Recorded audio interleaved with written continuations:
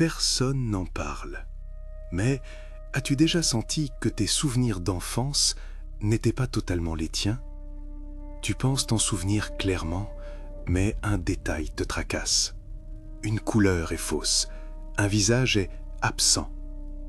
L'histoire se concentre sur Émilie, une femme qui vient d'hériter de la maison de sa grand-mère en campagne. Une vieille bâtisse victorienne, pleine d'ombre et de meubles recouverts de draps. Elle adore cet endroit, sauf pour le jardin. Le jardin est étrangement stérile. Pas de fleurs, pas d'herbe haute, juste de la terre battue, grise, comme si rien n'y avait poussé depuis 50 ans. L'unique élément étrange, c'est un vieux banc de pierre, placé au centre, orienté vers le soleil levant. C'est le détail qui dérange. Dans tous ses souvenirs d'enfance passés ici, ce banc était toujours caché dans l'ombre des grands chênes. Émilie décide de nettoyer le jardin, d'y planter quelque chose. Mais chaque fois qu'elle essaie de creuser près du banc, sa pelle rencontre une résistance étrange. Pas des pierres, mais quelque chose de dense, d'organique, qui semble céder sans se briser. Elle trouve une vieille photo jaunie, prise dans ce jardin, probablement dans les années 40. Tous les membres de la famille sont là, souriants. Mais un espace vide existe, exactement là où se trouve le banc maintenant.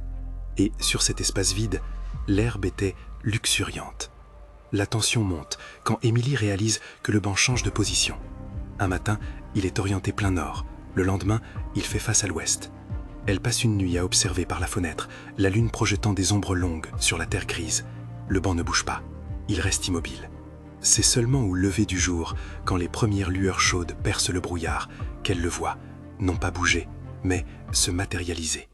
Il n'était pas là la veille, dans cette position exacte. Il apparaît, comme une superposition lente sur la terre nue. Le climax survient quand elle décide de s'asseoir sur le banc à l'aube, juste avant que le soleil ne se lève complètement. Le froid du granit est saisissant, mais elle persiste. Alors que le premier rayon de soleil touche la pierre, elle sent une pression sur ses jambes.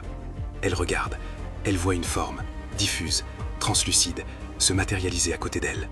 Un corps, un homme, vêtu de vêtements anciens, assis là où il ne devrait pas y avoir de corps.